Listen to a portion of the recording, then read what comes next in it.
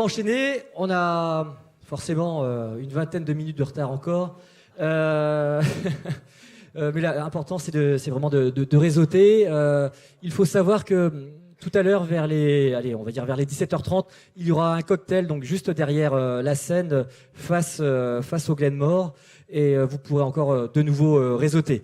Je vais appeler du coup pour cette troisième Startup Battle, ce troisième quart de finale, Sébastien du coup Imbert de Microsoft. On peut applaudir Sébastien. Sébastien. Bonjour à tous. Bon, Sébastien aura une conférence du coup tout à l'heure par rapport à l'univers de Microsoft, une conférence vraiment inspirante. Je vois que derrière ça s'est affiché du coup les logos. Donc j'appelle Gwagen et Robobox pour ce troisième quart de finale. Est-ce que vous êtes dans la salle? C'est bon. Hop. Je te. Très bien, merci. Et la deuxième start-up, elle est où? Ah, je sens que tu as gagné par forfait. Bon, bravo. Ça va être rapide. Alors. Gwagen, Jean-François Legendre. Ah oui. Charles me souffle à l'oreille qu'il y a un café du coup avec Jean-David Chamboredon en ce moment. C'est juste à côté des escaliers par où vous êtes passé. Donc si vous voulez échanger avec Jean-David, c'est maintenant. Il y a aussi les ateliers qui ont commencé autour de la transformation digitale par le CDO de Rennes Business School, Pierre-Paul Cavalier. Donc ça, c'est juste au niveau du petit bar là à l'entrée, donc autour de la transformation digitale pour toutes les personnes, toutes les sociétés qui souhaitent mettre en œuvre ce principe. Alors, est-ce que Gwagen est dans la salle ou pas?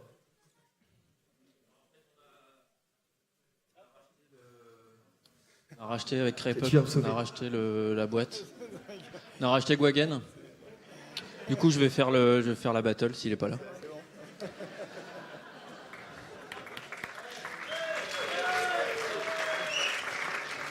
C'est vrai que c'est la première fois que ça nous arrive. Bonne chance. Ce qu'on va faire du coup, on va peut-être plutôt faire la deuxième conférence. On va juste faire la battle après la conférence. Super, merci, super. Donc c'est Alexandre. Alexandre, on peut inverser. Ouais, faudra qu'on change un tout petit peu les slides. Ça va pas mettre trop de bazar? Non, c'est bon. Alexandre, donc viens me rejoindre. Sébastien, je vais te demander du coup de te rasseoir, redescendre, et je vais essayer de trouver l'équipe de Gwagen. Allez, Alex. Il y a un déminage en cours pour Gwagen qui est une solution qui empêche les bombes d'exploser. Donc on ne sait pas où ils sont. Ils ont dû être appelés d'urgence. Nous, en tout cas, il y a quelqu'un qu'on va appeler. C'est Olivier Porte. Ah, c'est bon? Ah bon, bah on va faire ça. Ça va être mieux. Allez, on est reparti. J'adore l'agilité de ces conférences parisiennes. Bon, du coup, Robobox, c'est bon. Allez, on est reparti. Comme ça, la salle, c'est rempli aussi. On peut revenir en arrière. On peut essayer du coup de mettre la vidéo de qui alors? De Gwagen. Allez, on lance la vidéo de Gwagen. Tu peux la commenter du coup, parce qu'il n'y a pas de bande son. Hop, allez, vas-y. Oui, là, ce que vous voyez en fait, c'est le futur prototype avec une librairie de rendu 3D. Donc, je travaille en fait avec une start-up alsacienne qui est spécialisée initialement sur la simulation atterrissage décollage par tout temps. Donc, je vais exploiter en fait son SDK pour faire du flashy sur le logiciel qu'on souhaite développer. Voilà. Ok. Tu vas nous faire ton pitch tout à l'heure. C'est assez intéressant de cartographier de cette façon. Est-ce qu'on peut passer à la vidéo du coup de Robobox? Et du coup, vous avez triché, hein, vous devez être dans le ring. C'est un coup, est-ce que je sorte mes cartons rouges? Bon, on est bon pour Robobox?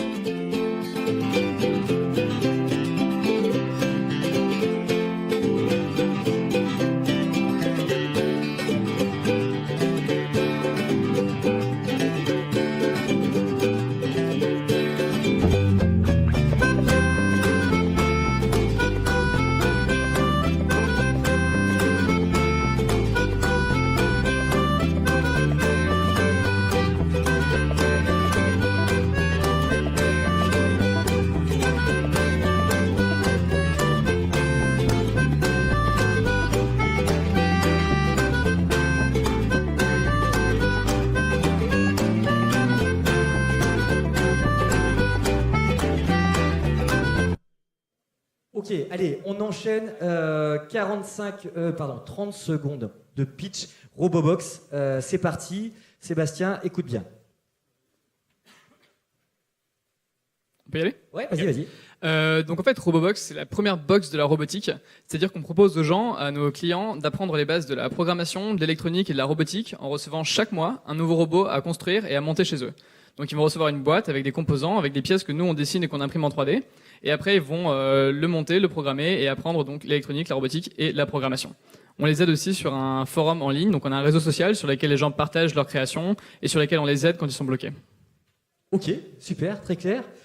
C'est parti pour Gwagen, le pitch. 30 secondes.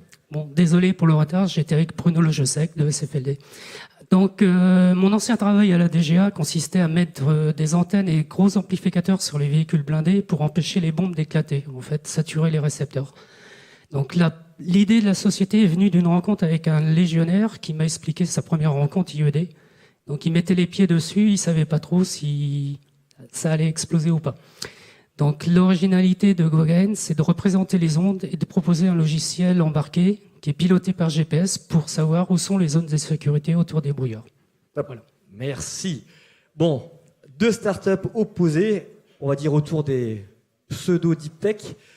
Sébastien, un premier point à décerner entre Robobox et Gwagen par rapport au fond et à la forme du pitch, par rapport aux vidéos que tu as vues. Pas simple.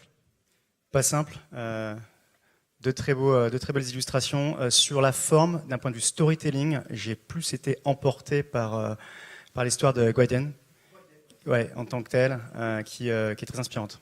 Ok, allez, un premier point. Du coup, maintenant, on va passer au deuxième round autour de la stratégie commerciale. On commence du coup avec Robobox. Ok, alors nous au niveau du développement commercial, on vend sur Internet principalement. Donc on a le site en ligne sur lequel on vend. On vend aussi sur des marketplaces. Donc par exemple, on a commencé le développement aux États-Unis et on vend sur des marketplaces et on distribue nos box dessus. Donc au niveau de la stratégie commerciale, les produits qui sont vendus, c'est majoritairement des abonnements. Donc c'est-à-dire que vous achetez d'abord un abonnement de 3, 6, 12 mois et vous allez recevoir tous les mois un nouveau robot. On diversifie aussi par des robots qui sont hors abonnement, donc vous recevez directement chez vous des robots complets plus gros. Donc voilà en gros. Ok, très bien, c'est bon.